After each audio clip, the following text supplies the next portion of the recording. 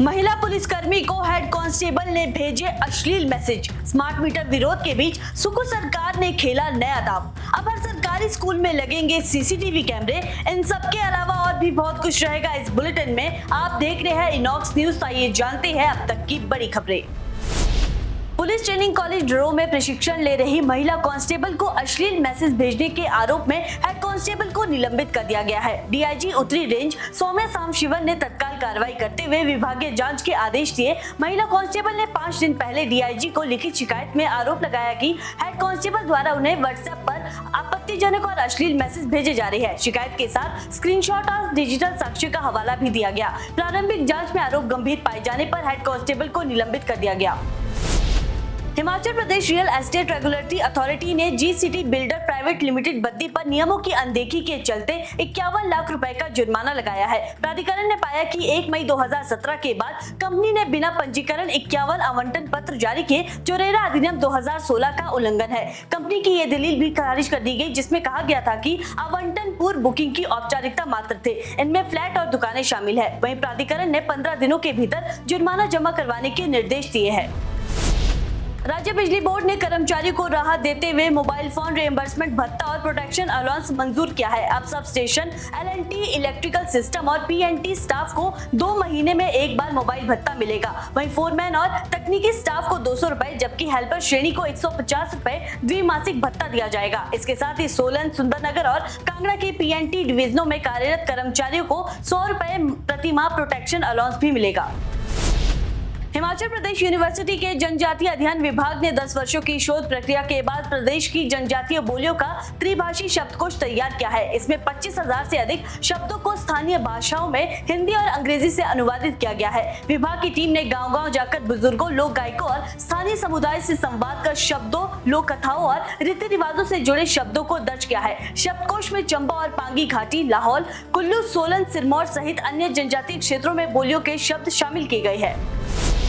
Smart बिजली मीटरों को लेकर बढ़ते विरोध के बीच हिमाचल प्रदेश बिजली बोर्ड ने नई रणनीति अपनाई है। अब स्मार्ट मीटर सबसे पहले अपने सेवारत और सेवानिवृत्त कर्मचारियों के घरों पर लगाए जाएंगे।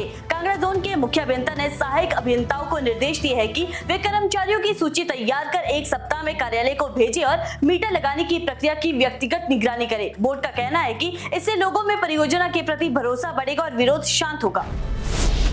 झारखंड के पूर्व मुख्यमंत्री चंपई सोरेन के पोते वीर सोरेन का मनाली में देहांत हो गया। वो दोस्तों के साथ मनाली घूमने आए थे। 23 फरवरी को सोलंग नाला और हामटा स्नो पॉइंट की सैर के बाद वे होम स्टे लौटे। 24 फरवरी को वीर ने सिर में दर्द की शिकायत की और दवाई लेकर सो गए।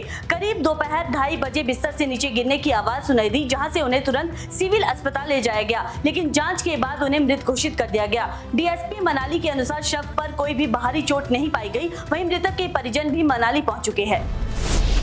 हिमाचल प्रदेश हाईकोर्ट ने कांगड़ा के गग्गल एयरपोर्ट विस्तार मामले में कड़ा रुख अपनाया है। जस्टिस विवेक सिंह ठाकुर और जस्टिस रंजन शर्मा की खंडपीठ ने कहा कि याचिका लंबित रहते हुए भू अधिग्रहण के कारण सरकारी खजाने को कोई नुकसान हुआ तो संबंधित अधिकारी इसके जिम्मेदार होंगे। सुनवाई के दौरान याचिकाकर्ता ने बिना आर्थिक सर्वे रिपोर्ट मुआवजा बांटे जाने पर भी सवाल उठाए हैं। अब तक करीब 1500 करोड़ रुपए प्रभावितों को दिए जा चुके हैं। मुआवजा वितरण की अंतिम तिथि 31 मार्च 2026 तय की गई है। वहीं हाईकोर्ट में इस मामले की सुनवाई लगातार जारी है।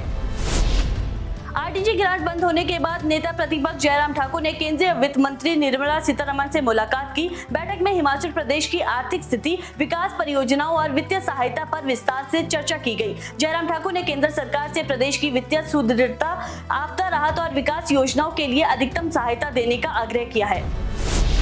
स्कूल शिक्षा निदेशालय से मांग की गई है कि पंचायती राज चुनाव आचार संहिता लागू होने से पहले सभी शिक्षक वर्गों की लंबित पदोन्नति सूचियां जारी की जाए और अनुबंध कर्मचारियों का शीघ्र नियमितीकरण सुनिश्चित किया जाए। संघ के मुताबिक 749 टीजीटी प्रवक्ता पदोन्नति का इंतजार कर रही है, जबकि 600 हेडमास्टर पदों पर भी प्रमोशन लंबित है। इसके अलावा 779 प्रमोट प्रिंसिपलों को अब तक स्टेशन आवंटित नहीं किए गए हैं, जिससे कई शिक्षक बिना प्रधानाचार्य का कार्यभार संभाले ही सेवानिवृत्ति की कगार पर पहुंच चुके हैं। साथ ही हजारों अनुबंध शिक्षकों को आचार संहिता से पहले नियमित करने की अपील भी की गई है।